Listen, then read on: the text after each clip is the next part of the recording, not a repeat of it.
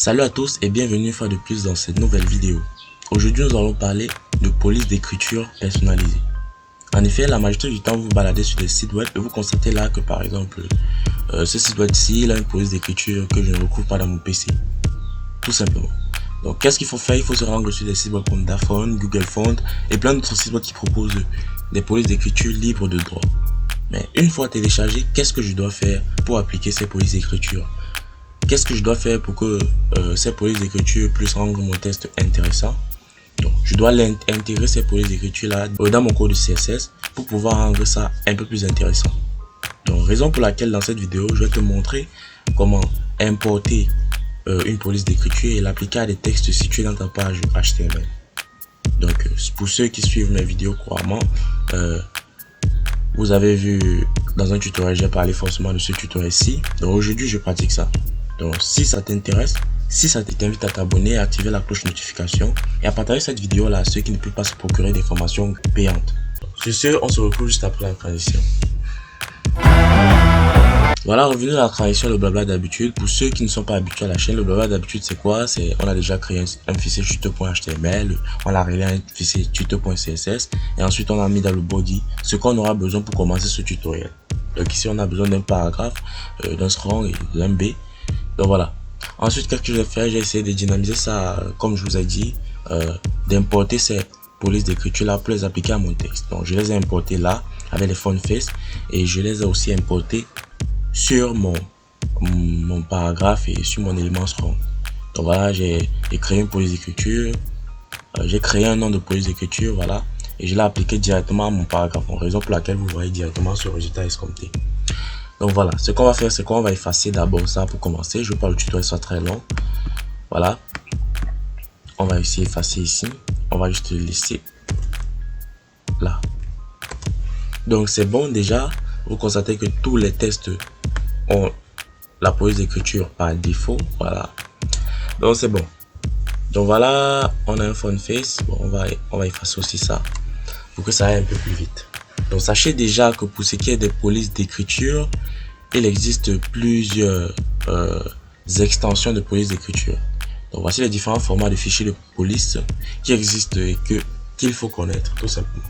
On a du .ttf, TrueType Font qui fonctionne sur des IE9, bon, Internet Explorer 9 et tous les autres navigateurs. Donc aujourd'hui vous pouvez les utiliser sur tous les autres navigateurs. Donc surtout si vous avez un Internet Explorer déjà mis à jour, ça va marcher obligatoirement. Donc, on a du EOT, Embedded, OpenType. On fonctionne sur Internet Explorer uniquement, toutes les versions, mais je pense qu'aujourd'hui ça va marcher aussi sur tous les autres navigateurs. Voilà, on a du OTF, j'ai plus besoin de trop expliquer, donc vous pouvez déjà lire vous-même et vous voyez. Donc ce que je dois vous dire sur ceci, c'est que les deux plus courants c'est ceci et ceci. Donc ce que la majorité du temps vous allez rencontrer lorsque vous allez sur des sites web comme Dafont. Donc je vous mettrai le lien dans la description, dafont.com.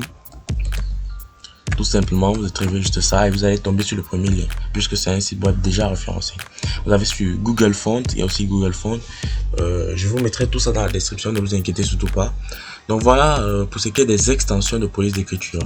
Donc pour vous montrer que cela est vrai, je vais partir directement dans le fichier dans lequel j'ai mis mes police d'écriture. Donc c'est dans tuto.css, dans le nom du dossier c'est tuto.css dans lequel vous avez tuto.html et tuto.css. Donc voilà le fichier dans lequel sont disposées mes polices d'écriture. J'entre dans la police d'écriture, voilà le nom du dossier de la police d'écriture. J'entre encore dans le nom du dossier de la police d'écriture et je vois là la police d'écriture en extension .ttf tout simplement. Et ici c'est la même chose, là vous voyez OTF, c'est ma police d'écriture.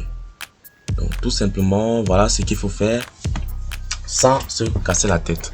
Donc voilà aussi ODB Sans. Donc voilà, vous avez .ttf. Donc c'est ce que je vous ai dit. La majorité du temps vous allez rencontrer ça et c'est très facile et très simple à utiliser. Donc on va importer ces polices d'écriture là comme des liens ou comme des images. Donc voilà, tout commence par je sais pas comment dire le mot clé @fontface. Donc lorsque vous mettez @fontface, vous voyez Visual Studio Code me propose déjà la structure. Donc vous voyez déjà là la structure juste ici. Très simple et facile à utiliser.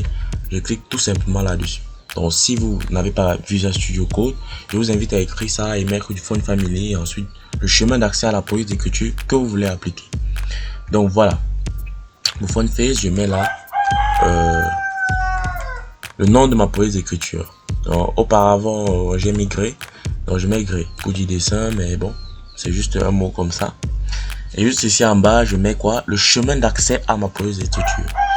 Si vous avez suivi les tutos, mes tutos sur les liens, les images, les audios, voilà, les backgrounds, vous saurez forcément comment ça marche. Qu'est-ce que je fais?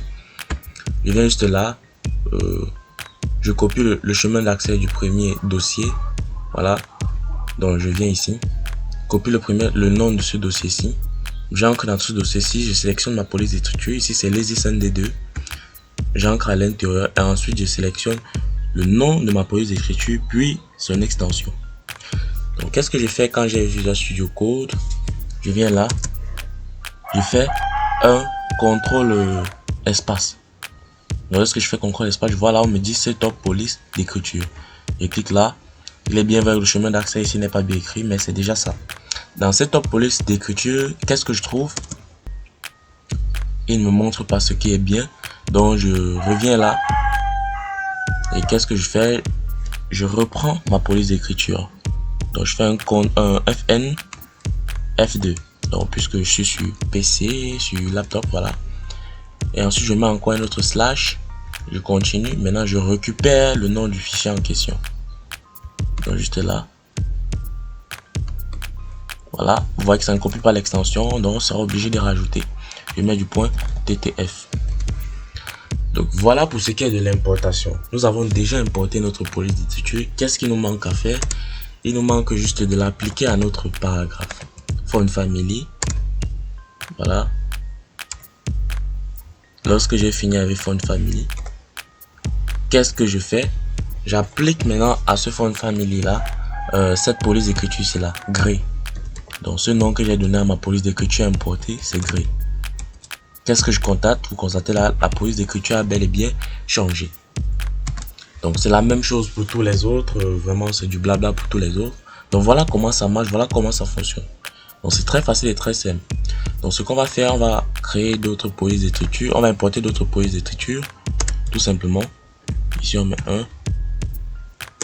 Ici on met 2. Donc voilà. J'importe encore ça comme ça. Et j'importe encore ça comme ça. Donc je mets 1 ici. Et qu'est-ce que je viens faire? Je viens juste modifier le chemin d'accès. Donc qu'est-ce que je fais? Je me balade encore. Je vais vous montrer un raccourci très simple. Pour avoir ces chemins d'accès facilement. Donc j'efface ceci. Donc je viens ici, je sors, je suis dans police d'écriture, j'ancre ici. Je copie ça. Je copie pas intégralement, je copie juste ça. Voilà. Et je viens coller. Donc quand je viens coller, j'efface ça parce que j'ai déjà mis ça. Et je viens aussi ici. Je fais ça. Il vient là. Je fais ça. Voilà. Ouais, ça, voilà. Et je copie là. Point OTF. Lorsque je mets point OTF, le résultat escompté est là. Go.on the web. Go on the web. Donc trend. Donc là, vous voyez déjà la police d'écriture elle a changé tout simplement. Donc voilà. Voilà pour ce qui est de l'importation de la deuxième police d'écriture. Pour la troisième, je vous laisse faire. Vous avez déjà vu comment ça marche. Vous avez déjà vu le fonctionnement. Donc préalablement, qu'est-ce que je fais? Je crée mon fichier .html dans lequel je mets un paragraphe. Par la suite, qu'est-ce que je fais? Je lis mon fichier .html à tuto.css. Dans tuto.css, qu'est-ce que je fais? J'augmente la taille de mon fichier de mon paragraphe et ensuite je l'applique le nom de la police d'écriture que j'ai importé. Comment j'ai fait pour importer cette police d'écriture? J'ai créé grâce au mot font face. J'ai importé grâce au mot font face une police d'écriture. Donc le chemin d'accès est présent dans src url. Donc là vous voyez le chemin d'accès sans vous casser la tête. .ttc et tout ça, blablabla. Donc vous voyez déjà, c'est très simple et c'est très facile à comprendre. Donc je vous invite surtout à refaire cet exemple-ci plusieurs fois pour que ça soit maintenu. Donc deuxième police d'écriture, j'ai appliqué un deuxième nom. Donc c'est un peu ça, comment ça marche. Donc surtout, je vous invite à vous abonner, activer la cloche de notification si cette vidéo vous plaît. Prochain tutoriel serait sur des Flexbox. Donc voilà. On se dit juste à la prochaine. Peace.